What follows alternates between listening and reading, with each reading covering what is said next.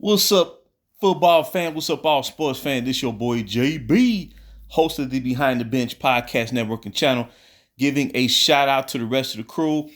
And for everyone who's tuning in, continue supporting Behind the Bench, subscribe to that channel, and help us make this show the best it can be.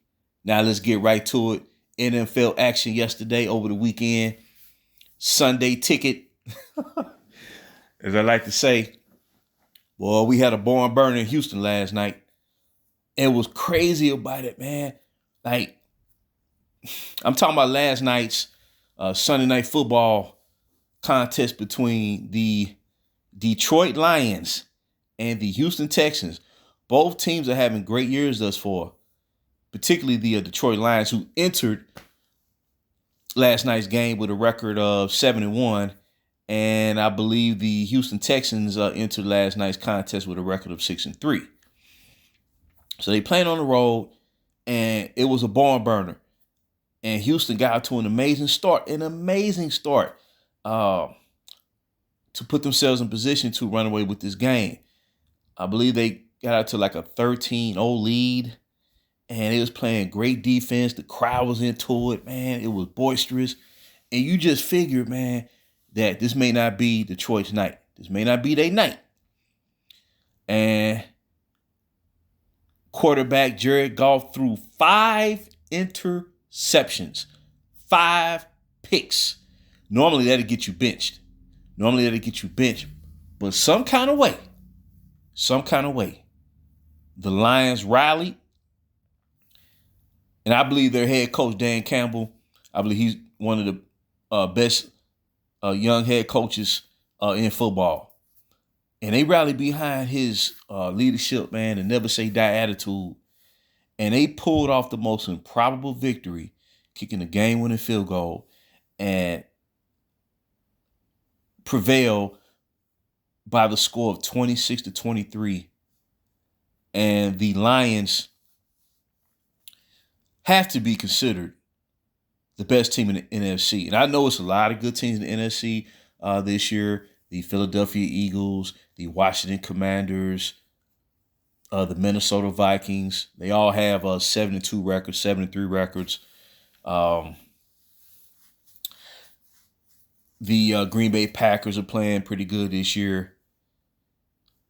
But when it's all said and done, man, I believe the Detroit Lions, especially if they clinch home field throughout the NFC playoffs, because they're going to the playoffs. If they can clinch home field, this could be their year where they reach the Super Bowl. And I'm telling you, man, it's just so exciting when you see a team, man, build itself up. You know, and I remember a couple years ago, they traded Matt Stafford to the LA Rams, Los Angeles Rams, where he did lead them to the Super Bowl championship against the Cincinnati Bengals.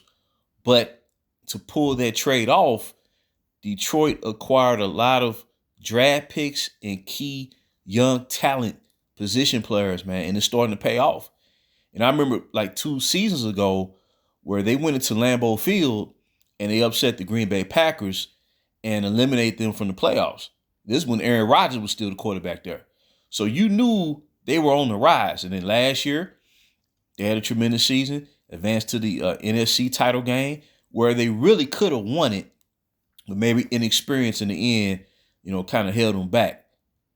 But this year, they have a perfect balance. I don't expect Goff to play like that again. I just think it's one of them nights, man, where it just the momentum, man. Like the defense had his number throughout the game. That just, that's how intense that game was.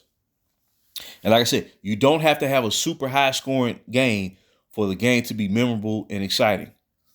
And they have a great running game. They got 2 solid receivers, 2 stellar receivers. And their defense, man, the pass rush up front, the D-line, linebackers, good secondary. They have all the elements, man. They have all the elements. And they very well, like I said, if they wind up clinching home field in the NFC for the playoffs, I can see them going to the Super Bowl. I really can. Philadelphia is a good team. They could be the second best team in the NFC, but how can I say this? Sometimes they may play erratic or play down to the competition at times. But nonetheless, they're 7-2. Washington is on the rebound with young, talented quarterback in Jaden Daniels, and I believe they may be a year or two away. You know what I'm saying? But they're heading in the right direction. But the Lions are prime. And what's crazy is last year, at the beginning of last year, opening night, they went into Kansas City and beat the Chiefs. So this is a darn good team. I like the way they play.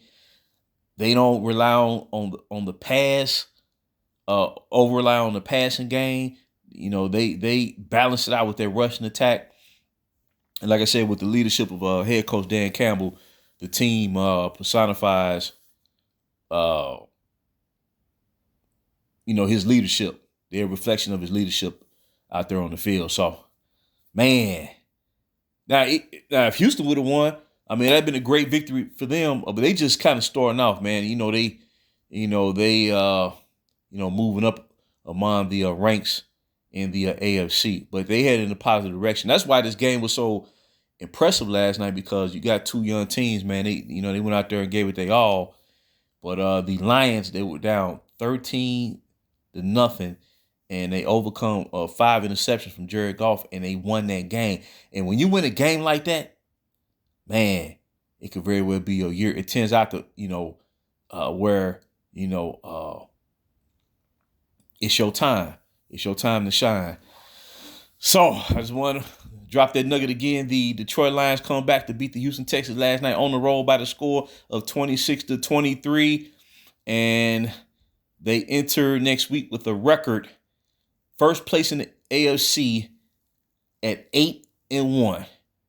And they're on path to clinching home field throughout the NFC playoff. So, dropping that nugget. And again, next time, this is JB for BTB Behind the Bench.